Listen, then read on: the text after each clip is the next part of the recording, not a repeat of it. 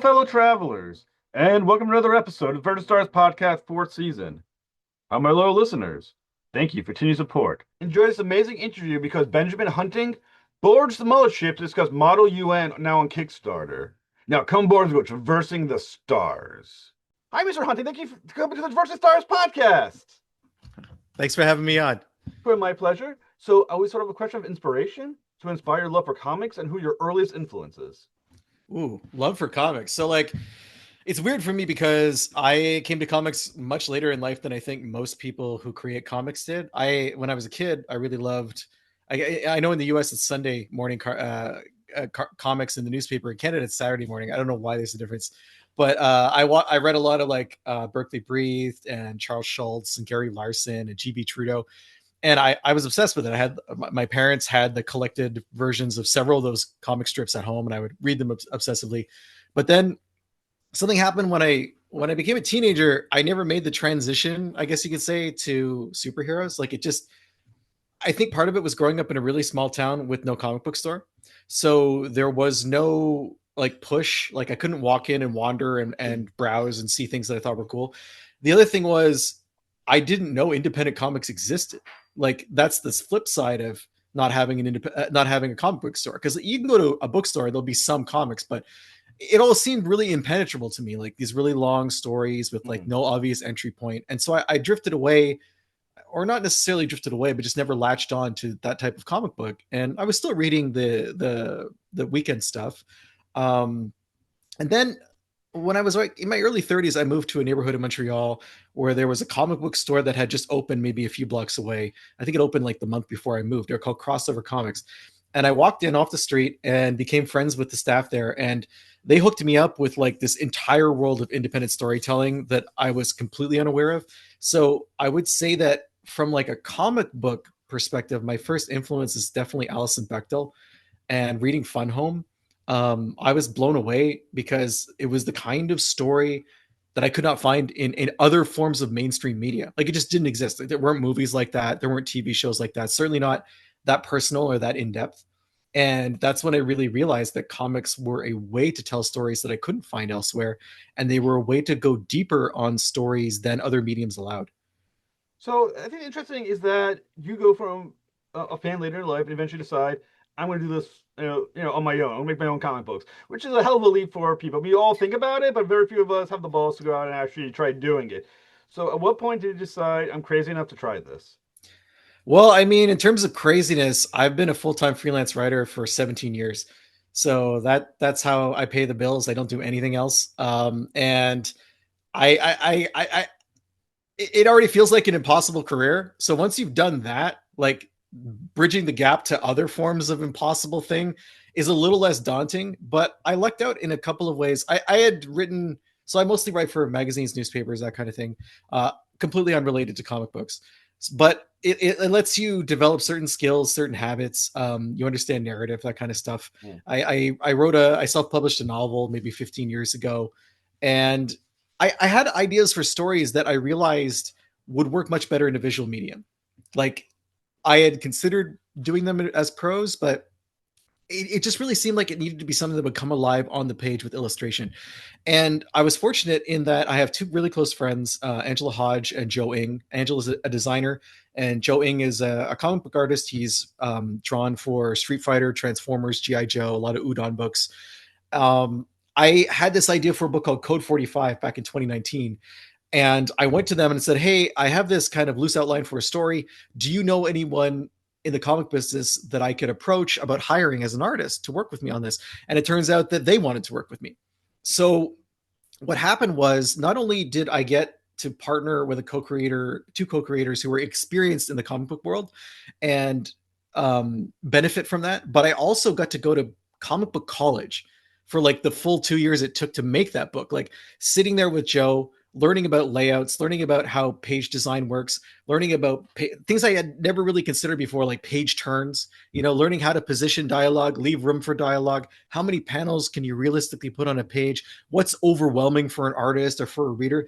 It was a crash course. And it was amazing, like to have that opportunity. I think that that really gave me a leg up in terms of creating comics. And this is actually the first book, the book that I'm working on now, Model UN, is the first book I've done without Joe or Angela, because we were working on a second series and Joe had a health issue that kind of pulled him off the stage for a while. And this is an idea that I had in the interim that I wanted to explore, and putting together a new team of pretty much everyone except the one person who's, there are actually two people who are back for this book, the editor, Kevin Bircher, who's great, and the colorist for the cover, who's colored Dead Air, a previous book of mine, Mayo Paycheck, who's fantastic to work with. So, but yeah, that's, I guess, the answer of why I went crazy. I was already crazy and I had training wheels. So like those two things helped out. But then you move into, like, so you're working on Model UN, which in its own way, it's kind of crazy. It's a nostalgic space invasion comedy teenage book. That's a lot you're putting in. So can you tell me how naturally all these pieces do they fit together? Were there any piece that felt like you said, "Oh my God, this just is a natural fit for this kind of story"? A lot of it came naturally because I'm drawing from my own personal experiences of going to like a crappy private school because I was expelled from public school. And in Quebec, where I live, there's not a lot of English educational options. Well, almost everyone speaks French, so as do I, but not as a first language. So when I was a kid, this after public school said they didn't want to have anything to do with me, I the only real option was to go to this small private school where I never got to do Model UN, but the kids were from all over the world. It was maybe 200 students, very international, and a lot of the experiences that I had at that school were negative. But I figured I could mine them for comedy and kind of showcase the hierarchy and the weird structures that you kind of force kids into when they're younger, and show how absurd it is and how funny it can be, especially when you introduce the idea of these aliens who show up on Earth with their own hierarchies and structures, and with a leader who's a bit of a doofus and won't admit that they're wrong. And you have these two hierarchies bang up against each other, and the sparks fly, and the sparks can be comedic. I can't imagine having a leader that doesn't ever admit that he's wrong. Yeah, it's really, I pulled that one completely out of the Yeah, ether. There's no real life equivalent to that. I was gonna say, I mean, like allegories. I mean, there's no obviously, there's clearly none in the book. Is my own. I wish I was that nuanced of a storyteller, but no. I think those are parts that's interesting. Like you said, the experience is real. I assume the alien abduction part is not from your life. I mean, who knows? They tend to they wipe your memory, so like I have no way of knowing, but I assume that it hasn't happened. Now, the other thing I think I may have learned, and now you can correct me if I'm wrong, they go to Rook College, correct? Which is a high school. Yes. Yes. Now, I live in the States. We call high school high schools. We don't ever call them a college. College is college. So, is this a weird Canadian thing that you'd educate You us don't on? you don't want to go down this rabbit hole, man. How far do you want to go? So we don't, where I grew up, we didn't have, there's no middle school. There's elementary school till grade. Here's another thing. Okay. We call it grade 6. What do you guys call it? Sixth grade? Let's flip that around. Oh, we have elementary school usually 1 to 6, middle school 7 and 8, and then high school is 9 to 12. Yeah. So high school starts at 7, and then it goes to, in Quebec, it goes to 11. And then we have this thing called Cégep. It's an acronym in French, which I won't say to you out loud, but it basically translates into professional and educational studies diploma kind of thing. So that's 2 years. And then once you've gone through that, you go to university. We don't really use the term college very much in Canada. So when private schools use college, it's like an old school thing. They're pulling back from like British models or like even older Canadian models. The CEGEP program, CEGEP, if you graduate from that, you have a degree. It's called it's basically just called degree. And if you go to another province in Canada, you start in university in your second year. They count it as already having attended university. But in Quebec, it's like a 3-year program. So all of that super uninteresting, but now you know. No, I mean Canada's just so weird. It is weird. It's weird. It's cold. It's remote. And I think the other cool thing about, like you said, about Model Yen is that it's that the nostalgic '90s feel. So to you, as a '90s kid, I'm '80s '90s kid, born 1980. Me too. What is the '90s feel? You're born in 1980, or you're born in the 80s? Born in 1980. Yeah. Oh my God, we are the same age. I'm January. Exactly the same age. I'm a little older. March, so almost the same. Yeah. I'm the old man. So I mean, because I thought about it. I mean, the '80s had a definite feel. The '90s kind of does. So when you're thinking about the '90s, what is the feel, and what makes this book uniquely the '90s? So the previous 2 books I did, one was set in the early 2000s, and the other was set at a university college radio station in the 90s. This book, so nostalgia, I think is I don't use the term too much because in my mind, nostalgia is like longing for something that never really existed. You know, like it's we created in our minds. We have I don't know if it's always idealized version of the past, but we have like a memory palace version of what the past was like. Yeah. For this book, I really pulled from one of the reasons I said it in the 90s is because I like the level of technology that's available as a storyteller. I'm not really interested in telling stories that involve social media, that involve texting, that involve phones, because that kind of stuff, for one, it doesn't interest me. But for another, I think about all the plots from 90s TV shows and how different they would have been if everyone had a cell phone. Like, I was a huge Buffy the Vampire Slayer fan, and like 90% of the plots in Buffy are predicated on no one can get in touch with Buffy and people are in danger. Like, imagine how short the show would be if like Willow would just be, hey Buffy, there's vampires eating us, this is where we are, and then like click, she's there, it's over, right? Yeah. So when you're writing a story that's set in the 90s where you don't have this instantaneous communication, where kids can't just go on the internet and get the answers to whatever question they have, like maybe there's a dial-up connection in the school somewhere, like one computer that they could find in the library or something. It makes what's happening to them more immediate. Like, they have to deal with it. They can't, there's no lifeline for them to reach out and grab for. They're really on their own. And that's appealing to me, just from a narrative perspective. And it was cool so the artist that I'm collaborating with on this book, i.e. Santiana Hernandez, he's a little bit younger than we are. And I had to, on my previous books, my collaborators were closer in age, so we had an idea of like what fashion was like, what hair was like, what kind of technologies people would have. With Santiana Hernandez, I had to like explain to him, okay, you can't have this woman, this teenager who's at this school, she can't have a mohawk because it wouldn't fly in a private school. Like, we can give her aggressive hair, but it has to be like maybe more braids or something like that. You know, so I had to think more deliberately about representation of how the characters are presenting themselves on the page.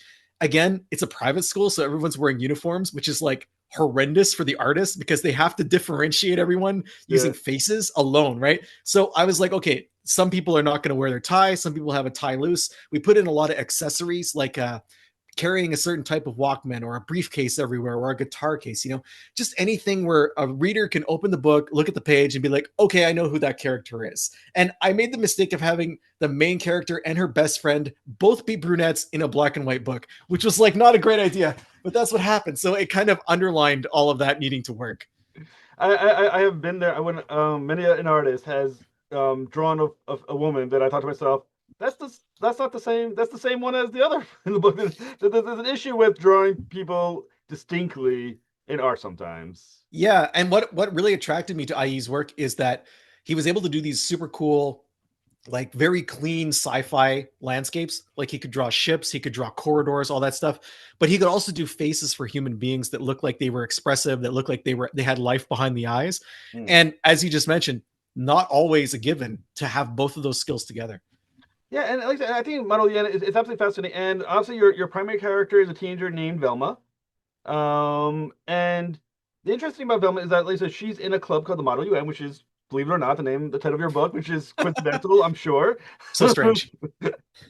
um, is this a person who joined Model UN because they thought resume, or they thought this is really good practice because I do want to become someone important in the world? No, this is someone who's kind of just going with the flow in her Mm. life and doesn't really know what the next step is for her. And, you know, one of the fun things, quote unquote, about private schools is that you often have compulsory sports and compulsory after school clubs and all sorts of great stuff like that. So in my mind, Velma picked like the lesser of all evils. And this is the club that she thinks she can get through with like a decent amount of effort. She's not a slacker. She's relatively engaged, but this isn't an important thing for her. You know, it's like she has an interest in the world, but she just doesn't know where that interest is going to be aimed at yet. So and the kids are all like a month or a few weeks away from graduation. So like their minds are thinking more towards the future than what's happening in the moment. And you know, when you're a slacker, that can go two ways. You can either be the outsider as the slacker that no one cares about, or you're somehow made more liked or want to be liked because suddenly you're more interested because for some reason you're uninterested. Things go both ways.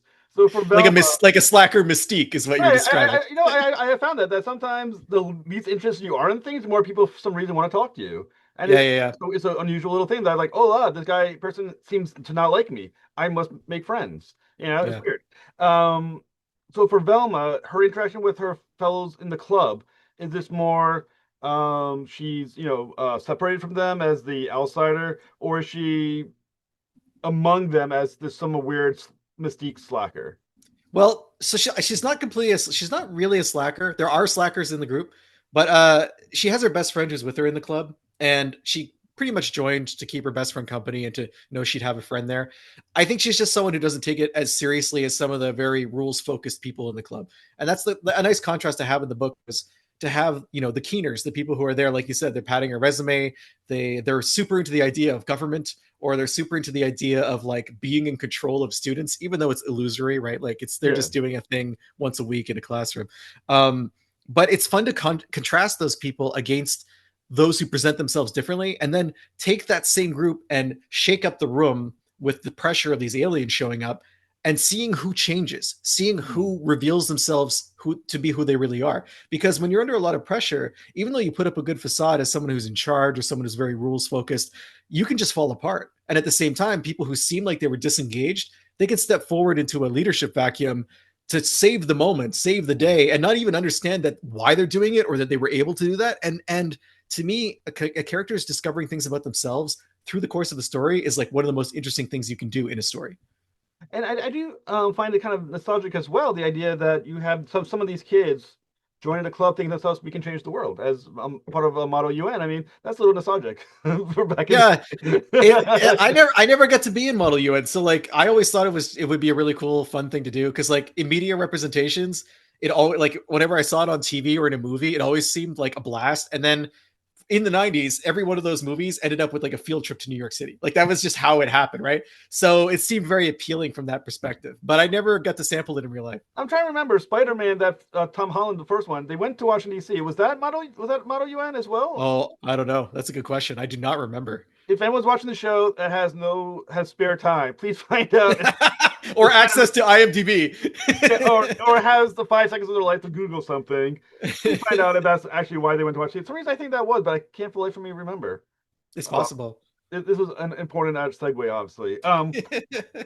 So the other thing that's kind of interesting as well is that Velma, who maybe didn't want to be in the Model UN, now finds herself the ultimate ambassador for the planet, which is quite a bit of responsibility for a teenager. For you would think. For any teenager or any human, I would think. You Yeah. would think. You would think. How fortunate is the Earth that she's our ambassador? Well, I don't know yet. I mean, this is the first half of the book, right? So it's entirely possible that in the second half of the book, the kids just spin out and the earth is a burning cinder. Like we don't know. That's the cliffhanger of this book is like, well, these kids are in the soup. How are they going to get out? Do they get out?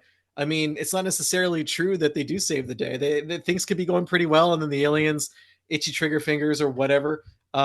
Things get a little rough for them. So that's what people are going to have to tune into this to part two, which is planned to come out in the spring, and find that out for themselves. Now, for the alien that the alien leader, does the alien leader have a name? It's more titles. It's Title. a Okay. supreme. They're the supreme emissary to the Earth. Okay. So he's like their leader, sort of. Yeah, supreme emissary, first emissary, like the whole. It's a very formal organization on their ship.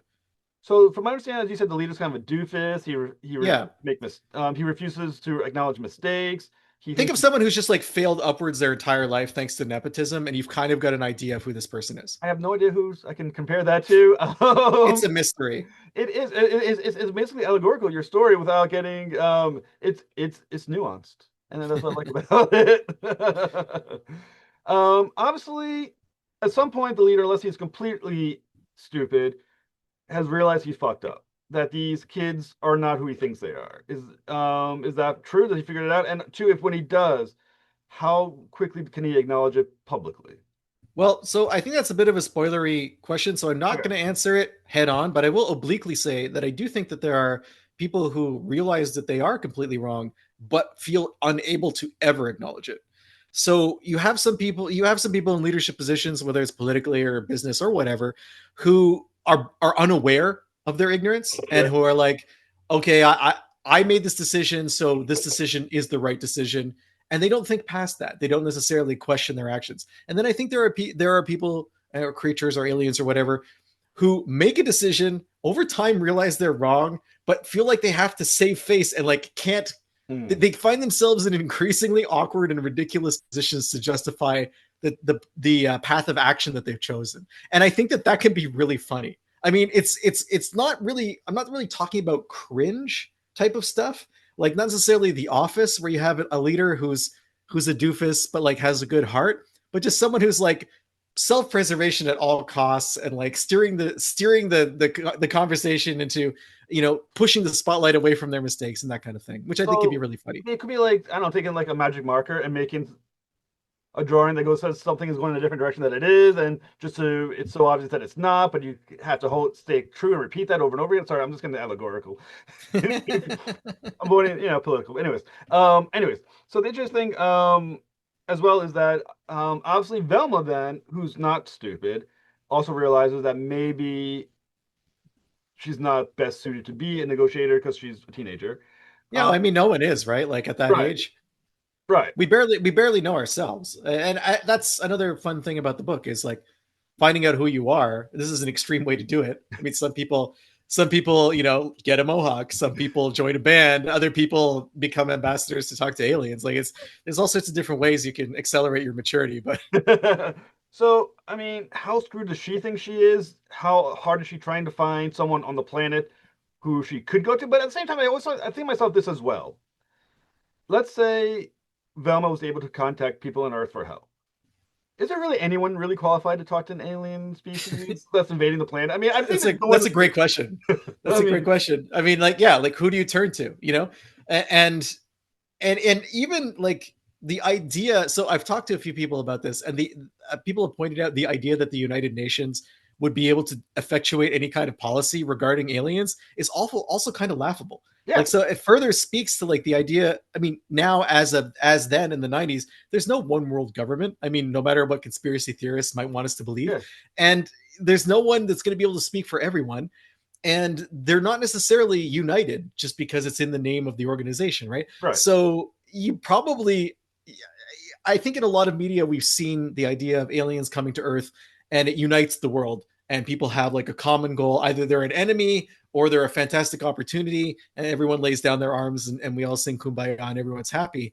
But like we've gone through some really traumatic experiences over the past 5 years. I think specifically something like the COVID pandemic, where we saw that an external threat that is a threat to everyone does not necessarily unite people.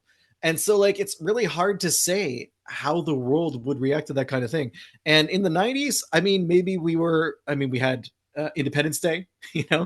like that was the flagship how we react to aliens showing up. Well, I You mean, that was 1995, so technically it's 1 year. So in this world, there is Independence Day had come out. Yeah, they could, look to that example. Jeff Goldblum, Will Smith. Yeah, What would they do? I can't remember who played the president. Bill Pullman. Bill Pullman. Yeah, there you go. So there's lots of lots of inspiration to pull from that cast. They could just load something on a Mac disk or a MacBook and then go into space and take care of the problem, Yeah, right? because So Macs and PCs connect so well. So of course we connect well to an alien station. Right? it's It's it's so obvious. simple. It's so simple. The aliens are clearly running Linux, so Right. The other interesting thing too is that obviously you have the abduction of the teenagers. How much on a worldwide scale is the story actually happening in as well? Does the world realize this is occurring? Is there a reaction from a worldwide standpoint? so the world knows it's occurring, but in terms of scale, it's happening at the school. Okay. It's a locked room story in a lot of ways. So like it's global in scale, but like in terms of setting, it's not. And does the world realize their lives are in the hands of a teenager? I I mean, in part two, we find out more about that. But the world realizes that these kids are the only ones who are functionally talking to the aliens because the aliens are uninterested in talking to anyone else. So that's like a pretty strong message that they send right away. Because again, unable to admit they're wrong. I think it's a fantastic concept. Not only because I teach teenagers, and God, if one of them was in charge of anything, I'd be horrified. But it's kind of the perfect time to like be exposed to this kind of thing, right? Because like when you're at that age, you think you know everything already. Like I certainly thought that. Yeah, So if you're put in this situation, you're like, so there's going to be someone in that room who's like, okay, I have the tools to deal with this. yeah, Like, don't worry. Like we will figure everything out, right? And I also think that by the same token, teenagers are able to be in that moment, be it deal with the immediacy, because everything when you're a teenager is immediate. yeah. Like you don't necessarily think about the future long-term planning. You think about what you're feeling right now. And so these aliens show up, and the real United Nations is going to be like, well, we got a plan, and how's this going to impact everybody? And these kids are going to be like, well, they're here and we need to talk to them, and we don't have an option to not do that, so we're not going to hide. Like we're going to actually take the alien bull by the horns and figure out what's going to happen. So it's an interesting time of life to be exposed to this kind of thing. Is there a disagreement then among the club on who should be the one who's in charge?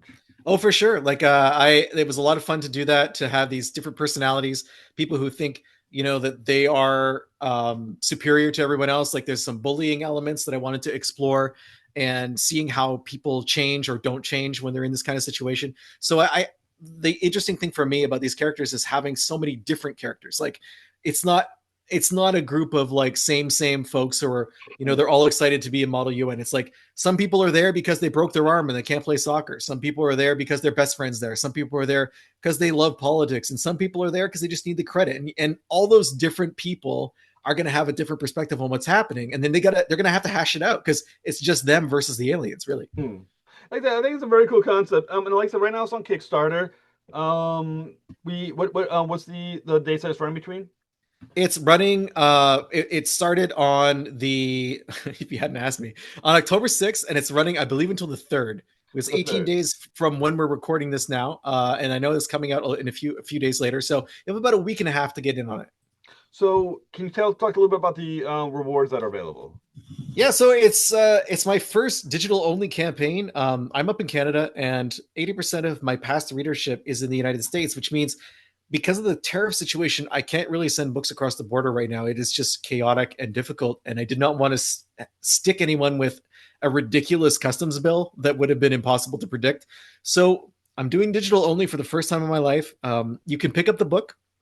You can pick up a version. There's a rewards tier where you get the book plus the script plus the layouts plus I.E. Santiago Hernandez was really good at providing alternate layouts. He had a lot of ideas for how pages could look, adding jokes, adding energy, adding dynamic stuff.